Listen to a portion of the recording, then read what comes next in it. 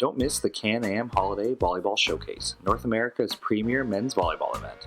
Experience and enjoy world-class athletes, coaches, and competition in Toronto this holiday season, December 28th to 31st at the Toronto Pan Am Sports Centre. Get your tickets while they last at www.cahbs.com.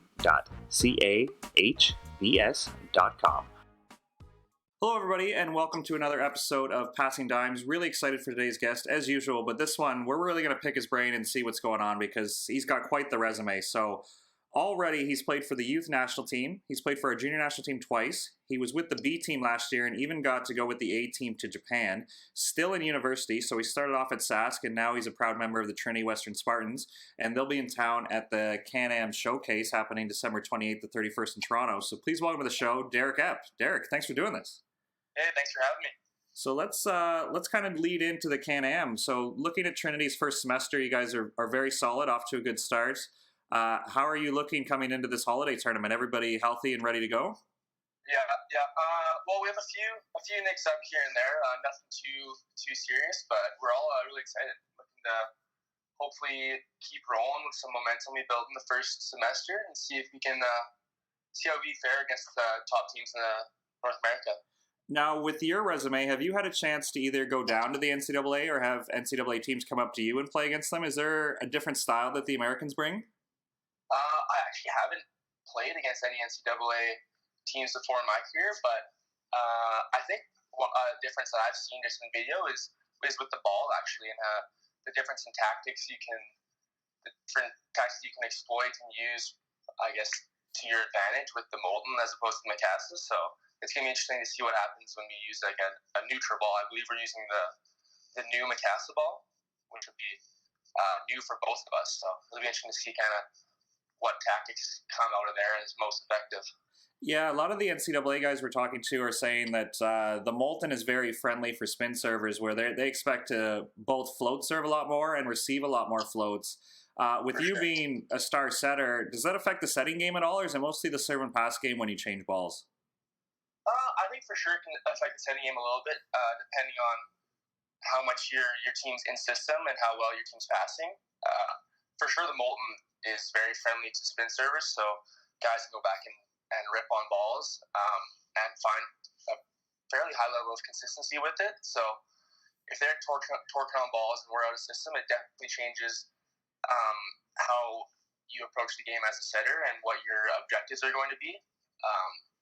Hopefully we can stay in system a little bit and let our attackers go to work, though, with the Macassa ball.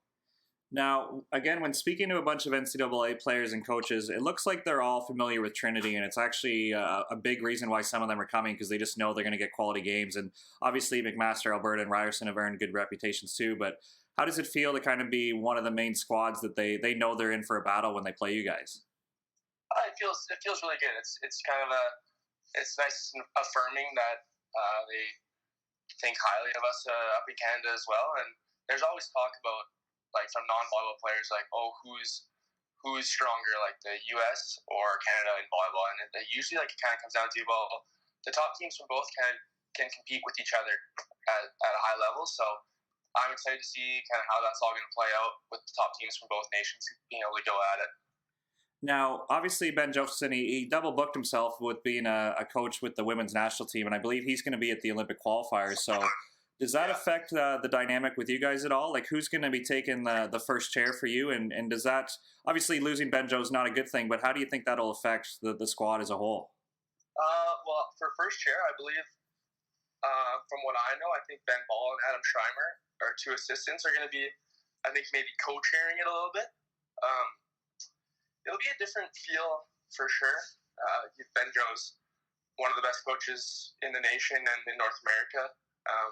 So not having him is going to be a bit of a hurdle to get over, you could say. But I think it's going to give our leadership group and some of our older guys like a good chance to really step up and lead and show what we are and who we are against Spartans, even without our leader, our head coach.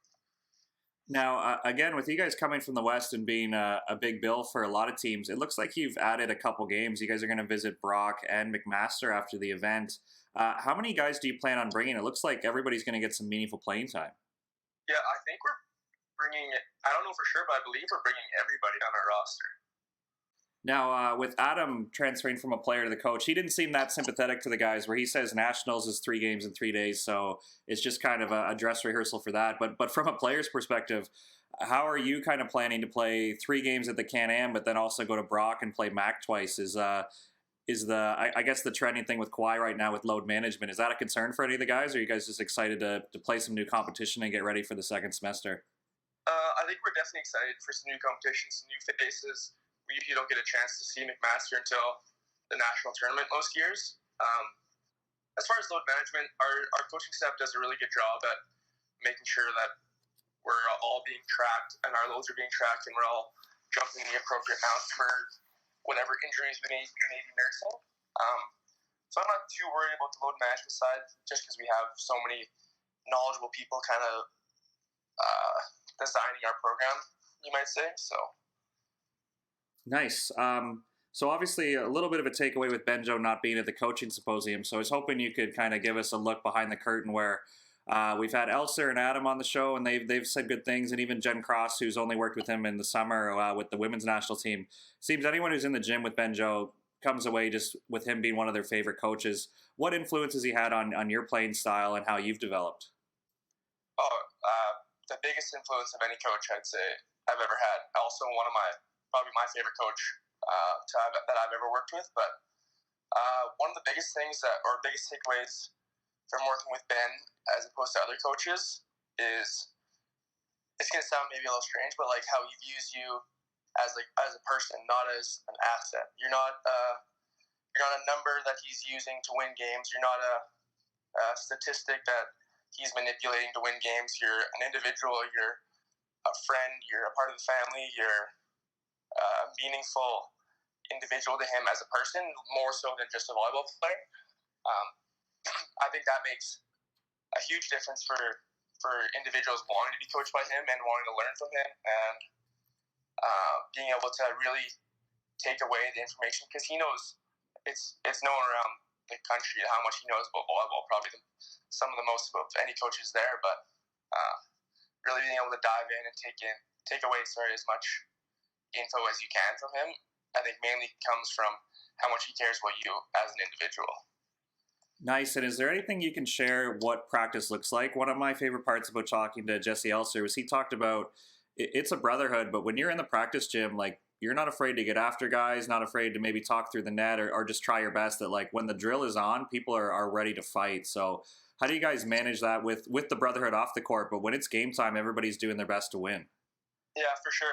Well, practice usually starts with a warm-up game like called 2v2 or called Sask out there in BC, which usually is pretty lighthearted and pretty fun. Guys are kind of goofing around, having fun before practice, but then once we get into our gameplay sections of the practice, the intensity for sure ramps up, and I think it's high performance sport. I think everyone knows what to expect and what's going on, and no one's taking anything personally, no one's also attacking. No one attacks anyone on our team. It's more, there's a certain level of accountability, but it's not, hey, you're doing this wrong, and I'm gonna yell at you because you're doing it wrong. It's more like, hey, do you remember what your job is in the situation, or are you sure of what you're supposed to be doing in each situation that's presented? And for sure, it gets intense every once in a while. Guys will gift each other a little bit over a call or whatever, but that's just sport.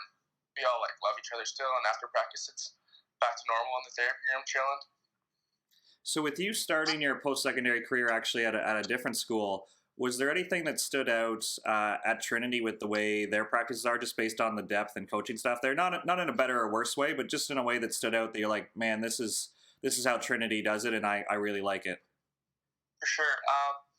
Well, one of the biggest ones I noticed right away was with the depth that Trinity as a program has had for the past number of years, the level of practices are quite high, which is amazing.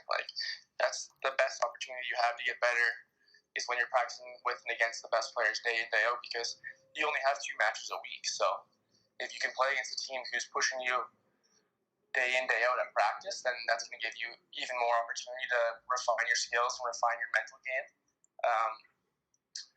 the differences between Trinity and Sask practices, I actually might say that Trinity has we have quite the spectrum of not focus level, but intensity level, I guess. As I mentioned before, we have a unique ability to be goofy and joke around in our off times and in our warm up times when it's not necessary to be 100% focused and locked in because you're doing your individual warm ups, that kind of stuff. But then a unique ability to kind of flip a switch and turn it on for our gameplay where we know, all right, it's time to go, it's time to compete, it's time to get better, it's time to push the guy next to me and he's going to push me. And I think that would be one of the biggest differences is most other teams I've been on, it's been, all right, practice time, lock in, just go the whole time. And that can be really mentally draining. So I think Trinity, we have a nice feel for how to get the most out of each practice by having that kind of spectrum of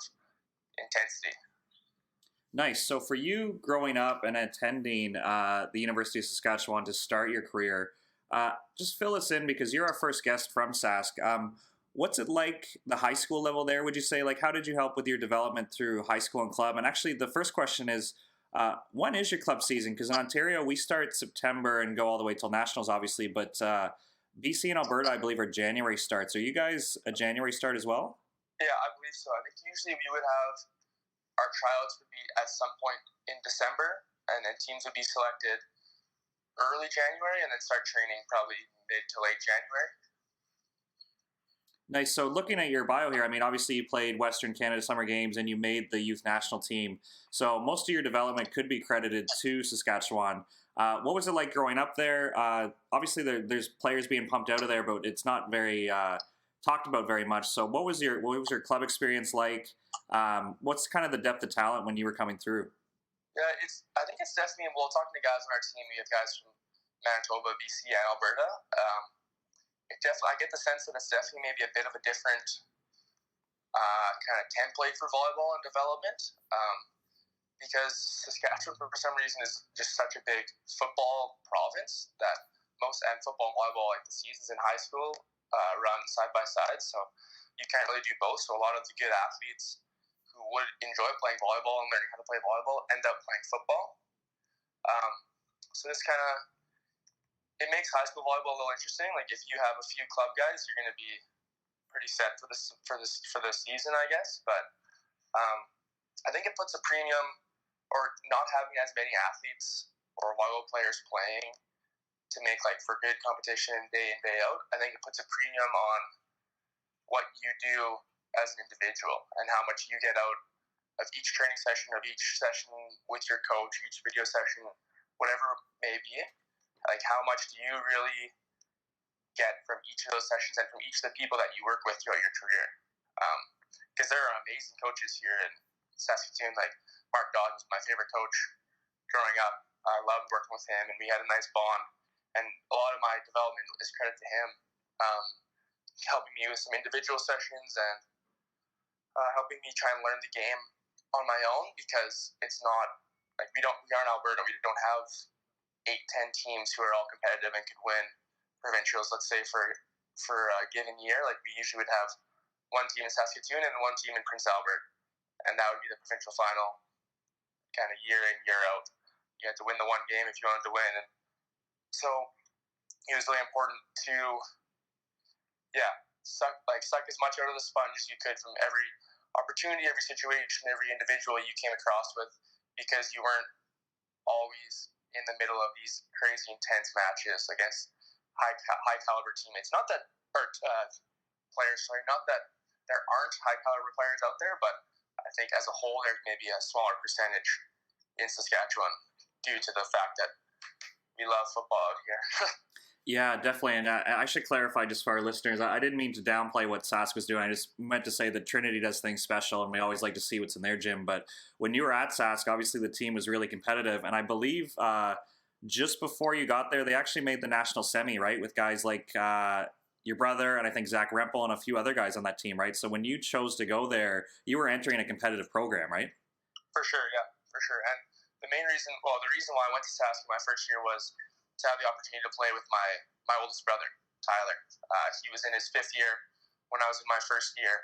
And growing up, I never had the opportunity to play on any team or any sport with him because our age gap was so great.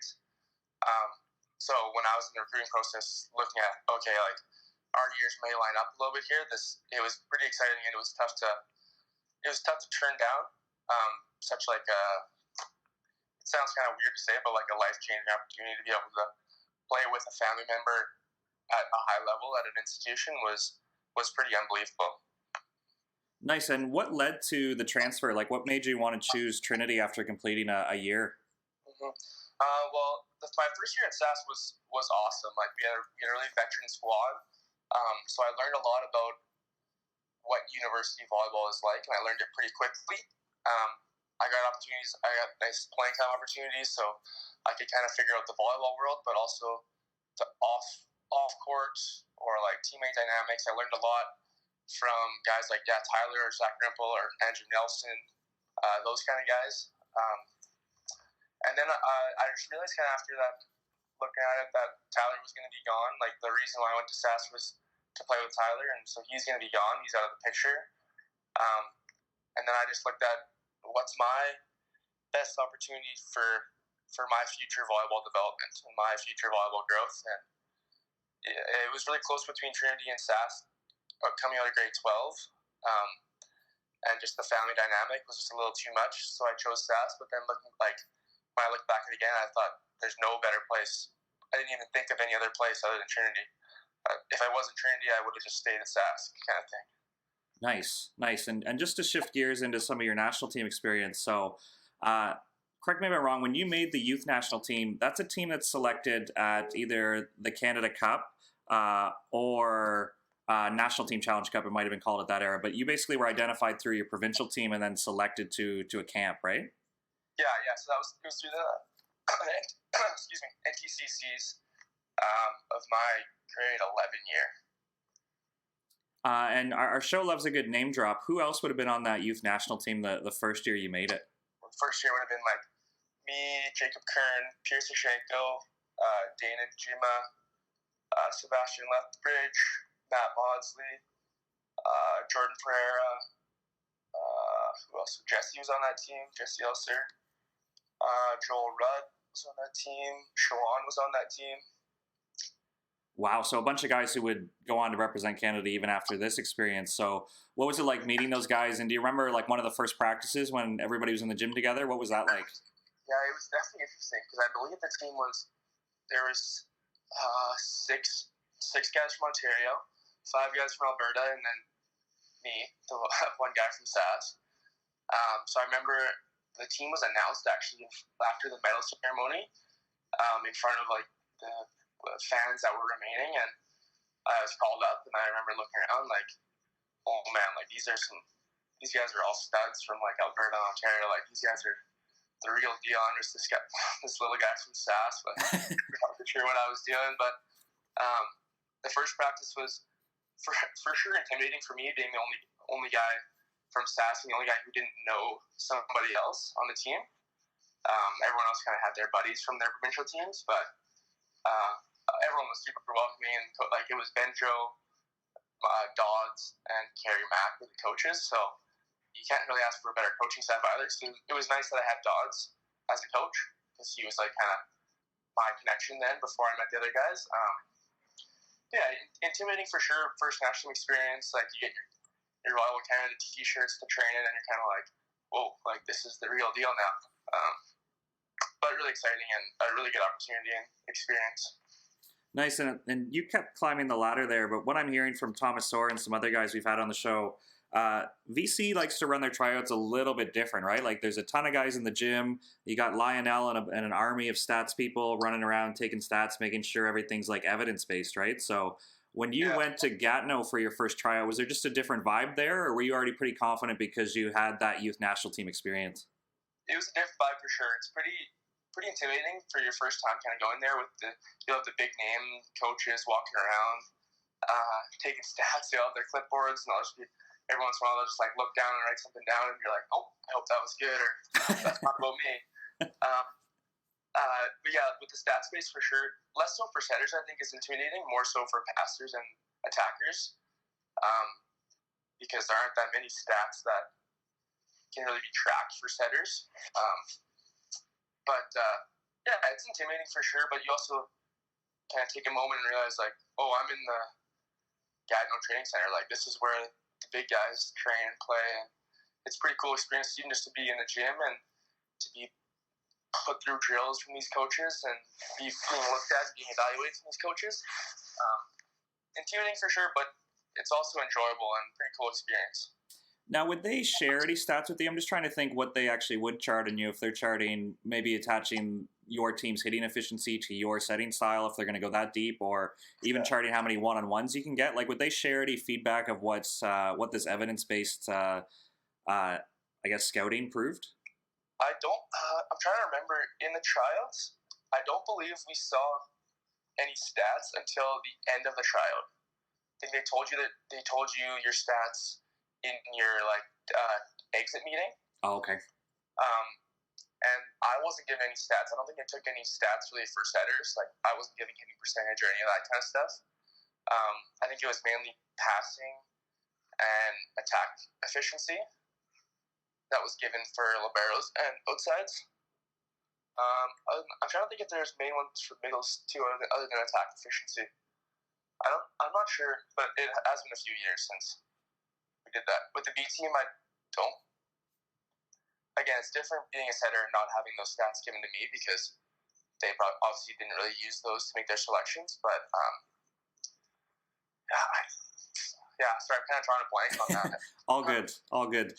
So how has the experience changed? So you're kind of a unique guy where you've come through the system and played youth, and then you had your junior experience, and then you made the B team this summer. Are you starting to get more comfortable, or is it just a fight every time you're in the gym? Because it doesn't look like VC's afraid to recruit new guys, right? Every time it looks like it's a fresh start, and they're looking for the best players every single year.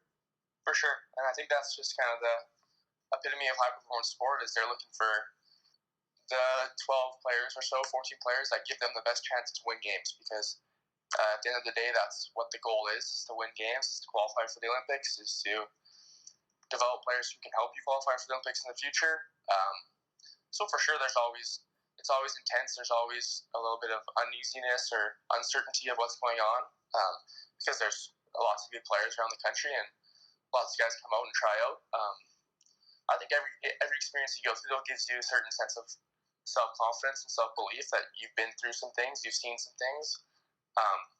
Not that gives you any advantage over other people, but just like for yourself, it helps you. Like, I know what tryouts are like now when I go in for B team tryouts, or I know, like, I've been to Gatineau, I know what to expect, I know what the food's going to be like, that kind of thing. So I think that can be helpful going into tryouts now in those situations.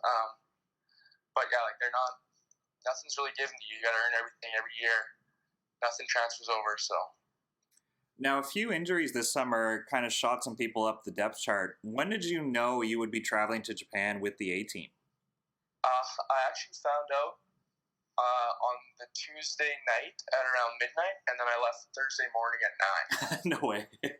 so not a ton of advance notice, but that's okay. And what was that feeling like? Were you just over the moon when you got the call? Yeah, I remember Benjo. He was actually away in Puerto Rico. I think it was Puerto Rico for a tournament with the women's team. And he called me, and I thought he was just calling to maybe check up on what practice has been like without him, or like what's the feel right now heading into Alberta in 2 weeks. And then he told me that, and I remember just kind of sitting on the phone for probably a good 20-30 seconds, just like not really saying anything, just like making like kind of some random noises, like just in shock, like didn't really know how to answer us. So he said Walsh went down. They're wondering if you can go apply to Japan for the last few games, and I was quiet for 30 seconds, and I was just like, well, what did you say? And then he was like, well, I said I'd talk to you, and I was like, oh, that's pretty cool, or like that's like pretty insane. Like, I was pretty shocked and kind of in disbelief of the whole situation, but like super excited as well at the same time. So with everybody being at Gatineau between the junior, the B team, and the A team, is there any vet that stands out in your mind that kind of went out of their way to help the young guys and help you kind of climb the ladder? Personally, yeah. Throughout the summer, I talked a lot with TJ and had a lot of good conversations with him about setting and how offenses, or how he likes to set up offenses and run offenses and exploit block defense systems. In Japan, me and Walsh talked a lot, and I felt like I had a pretty good relationship with him, and he helped me through that experience. And yeah, any of the older guys, even like not in my position, like I remember Jeremy Davies. I hung out with him a lot this summer, and he helped me through a lot of just like volleyball things, not necessarily setting things, just volleyball things. Being an older guy, but there's a lot of guys who are really good at helping out the younger guys, especially if you ask. Like if you go out of your way and you ask a question, or you look for a little more information on something, guys aren't going to try and hide what they know from you, because everyone's trying to get better and everyone wants Canada to be as best as we can be. So if anyone can help anyone, they're going to try as hard as they can, I think. Yeah, it sounds like a pretty fantastic culture where, like you said, people aren't afraid to go out of their way, but it's also their workspace, where I've heard stories from guys where they're afraid to like leave the weight room in a mess, that everything gets put back in order, because there's a culture that like the young guys have to really respect the space. But at the same time, if somebody's around, they're not afraid to answer some questions and take some extra time. So I think it's a credit to what Dan and Glenn have really built there. For sure, yeah. Just to jump on one of your points there, because we did have TJ on the show, and he kind of wowed us with how tactically he thinks of the game, and how to really slow him down as a setter, he said the team really needs to understand themselves, because he likes to kind of look at their blocking scheme and kind of exploit them versus always worried about like his tendencies or what rotation they're in, right? So what was he able to pass on to you to help you tactically as a setter? A lot of our conversations were to do with the middle attack, and how you can use different middle runs to set different things up, and how you can manipulate blockers into gaps to open up gaps for other attackers.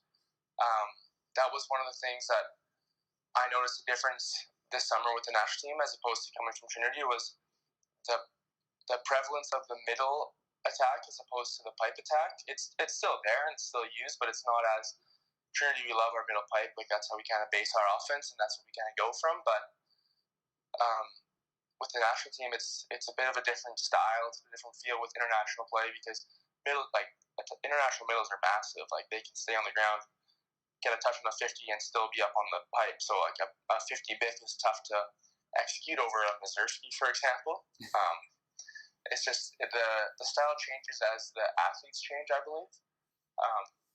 So being able to use your middle in different ways, sliding gaps, jumping through gaps, opening different gaps up, changes the game, how you need to view it as a setter as well, and how you can use that to open up different things or to exploit different people in their block defense system. Now, what do you think it is about the pipe or the BIC that's really trending, where it started obviously with the international game. Universities seemed like very comfortable with it, that it's even kind of influencing club volleyball right now.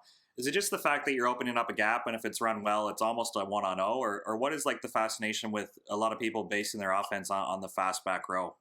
Yeah, for sure it has to do with gap control. I mean, gap control is essential for running an offense. I think one of the hardest parts about stopping a 50 BIC, for example, is the time differential, and if you can run it fast, the set looks almost identical for a 50 as it does for the BIC. So if you imagine our team, you have Jackson coming on a 50, and you have Eric coming over top of him on a BIC, and you see a ball goes up that looks like, well, Jackson could probably hit that. The amount of pressure that you're feeling as a middle blocker or a left side blocker trying to help is so immense that you almost, even if you don't leave the ground, your weight shifts a little bit, because it's just human nature. It's hard, and you have to train against human nature if you don't want that reaction to occur. So if it's human nature to get their feet to lift, their heels to lift off the ground, then a BIC will be wide open. You'll have a one-on-one, maybe if the right side's helping, a 1-on-0 through the gap that's wide open now since Jackson did it, or opened it up, sorry. So I think it comes down to the time differential, the gap control, and just the pressure that the blockers feel, which makes it so difficult to stop on a consistent basis. Nice. Now, with all your knowledge and you're still developing it and kind of borrowing ideas from other setters, Is there anything that you look back and say, man, I wish I knew this as a first year or even a club setter? And one example, I'm name dropping a lot, but I really enjoyed when Thomas Sora came on the show. And one thing that Shane White got through his head this summer was it's okay to set the guy twice in the same rally, where I think if you watch high school or club, if there's a recycle and the ball comes back, we kind of just go around the wheel and set a different guy and then a different guy in a longer rally versus it seems like Volleyball Canada has no problem setting the left side 2 or 3 times in a row because the defense has to reset and recover and go get it, right? For sure.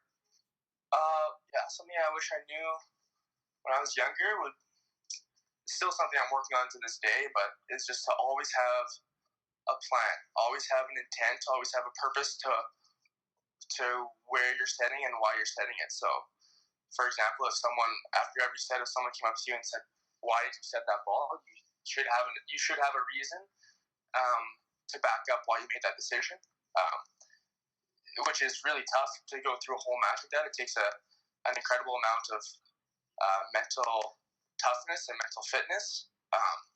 Like I said, which is something I'm still working on to this day, and probably will be for the next 10 to 15 years, hopefully. But yeah, I think always having an intent and a purpose behind what you're doing, helps you to run an offense and to run a team, but also B helps you with like when you're trying to cheat statistics or if you're trying to set up against a certain blocker to exploit. Always having an intent behind what you're doing gives you a pretty good foundation as to what you're running and why you're running it. So with the plan you talk about, are you almost scripting plays like similar to what a football team does and say these are the plays we want to run early and see how the defense reacts? Or how much of a plan can you do in advance versus kind of being open and aware of what's happening in the moment? Yeah, not necessarily scripting plays. Going into each match, you have an idea of what their block defense system usually tries to accomplish, like what's their style of trying to stop people. So you have that. You also need to know your offense and how you've been playing, whether you've been clicking with everybody, who's hot, who's not, that kind of thing. But a lot of it comes down to what are they giving you in the moment. Like, can you make the quick read, the quick decision to the open guy that they're giving you for that specific play in that specific moment? There's time for setting things up. You got to set up your next cycle. You got to set up your next sequence. But in certain situations, it's what are they giving me and what can I take kind of thing. And sometimes it can be kind of boring because if they're not making any changes and they're giving you the same thing every time, then you just have the same thing every time because why not? Like you see Tom Brady in the NFL, he's just nickel and dimes people with slants and crossers because they're giving it to him. So let's take 5-7 yards every play and march on the field and get a touchdown. Then rather than try and force a long ball or try and force the middle when they're giving you the left side or force a long court right side when they're giving you the bit kind of thing. Something definitely that I'm still working through now is having your game plan as your template and then working off of that as the defense and as their block defense changes throughout a match. So as they make adjustments, you also need to make adjustments as a setter because you have a way you're starting to exploit them. They have a way they're starting to try and defend you. As they change, you need to change with them or else they're going to catch you. You have to keep them always guessing. It's kind of like the tag, or we like to use the tag analogy at Trinity. Like you're running away from the fast kid. You know you're not going to outrun him. So he's catching up to you, and right before he catches you, you zig. And then he has to get his footing and then catch up to you, and then you zag, and then always try and stay kind of one step ahead of them. It's kind of the goal for a match, but yeah, I guess to kind of recap it, a lot of it comes down to what are they giving you and what can you take kind of thing. That's amazing. Thank you so much for sharing that. Just one more question about setting because I'm always fascinated by this. When you look through the net, how much information are you gathering? Are you really just spotting the middle to see if they're commit or fronting or if they're neutral? Or are you also looking at like the back row guys? Like how much information can a setter really gather when the ball's in play? All right. Yeah, that's an interesting one because I think it is a little bit dependent on the situation, how much time you have to look and to gather information. But in the ideal world, you'd be able to see the middle, or their middle, fronting, staying neutral, step front maybe. You look at his position, you also look at his hips, his ankles to see whether he's in a commit position or if he's in a read. And you can sometimes see his hand position. High hands usually means read because he can't get down or he can't jump from there without bringing his hands down and back up to commit on a middle. And if he does that, the middle's going to be over him before he's up. So you can gain a lot of information from the middle itself, but then also looking for the position 2 blocker and whether he's inside on a help position, if he's way out to the pin for your 3 gap control for either your Bic or your 30 run, whether he's going to be able to help. And then also I'm working on trying to look at the position 1 defender and seeing his position in the court, whether he's up high, maybe spine for a dump, or if he thinks our middles are cutting back, so he's kind of shifted to the side, or if he's deep for the Bic, then you know the middle's going to bounce in front of him. But if he's high up, then the Bic can go over top of him to the corner. So stuff like that. And then post plays, talking to him, like I like to talk to Colton a lot this year, or at Daniel Libero I played with. Can I get a second set of eyes on what he's seeing and what's going on? Because it's tough to see the position 5, position 6, and position 4 players and what they're doing on defense. So if I can kind of take the front 3 and he takes the back 3, we kind of get a full view on what's going on, and then we can make our plan. Like me and Ben Ball can make our plan as to how to exploit them and what they're giving us. Amazing. Yeah, thank you so much for sharing that. There's a ton of value there for our coach listeners and some athletes where I think we would all agree a hittable ball is like the bare minimum that has to happen, but it's always neat to see how the wheels are spinning and all the information you guys are gathering when you're in the fight. For sure. Yeah. Like you said, when it comes down to it, though, like if you can put a hittable ball up, you're doing that's your job. You gotta make sure that all this stuff's kind of extra stuff, maybe gain a little bit of an edge, give someone a one-on-one at some point in the match to kind of make that difference. But hittable balls is the key. It's the key to setting. You can put guys in good situations. A, you're going to do good as a team. And B, your hitters are going to love you because they just want to hit the ball. They don't care how many blockers they have. They want the ball and they want it in a good spot. Definitely. All right, Derek, we've taken a lot of your time here. So the big thing is I would encourage people to get out if they're in the Toronto area and watch the Can-Am Holiday Volleyball Showcase. That's December 28th to December 31st. And then if they want to really follow Trinity around their Ontario tour, it looks like you're going to be at Brock and McMaster shortly after. But just last question, what are you guys looking forward to with second semester where it looks like CanWest is going to be super competitive this year? You've had a tough schedule leading into this, but it also looks like everybody's competitive and second semester is not going to be a cakewalk either, right? So how are you looking forward and how are you going to make sure you guys are peaking at the right time? Yeah, definitely looking forward to some quality matchups coming in second semester, and also just like the playoff push that you go through, or hopefully that we can go through this year. It always brings its own challenges and its own adversity and lessons to be learned. But it's always interesting and awesome to go through and experience with the group of guys you're with. As far as the peak, I'm sure Ben Crow has a plan in store for us that we won't know until maybe a few years down the road, but. Yeah, it should be a really good semester. Hopefully, kind of use this Can-Am with the momentum we built. Use it as like a bridge to kind of bring the momentum from the first semester and the second semester. Try and keep rolling. Make sure we're putting our work in the gym, getting better every day, pushing each other, and having fun doing it. Awesome. So I can't thank you enough for coming on the show. This has been really educational, entertaining, all that good stuff. But taking a lot of your time for somebody who's on break and hopefully enjoy some time with family before you get back into the grind. So thanks again for coming on the show. I really appreciate it. Yeah, thanks for having me. This has been awesome.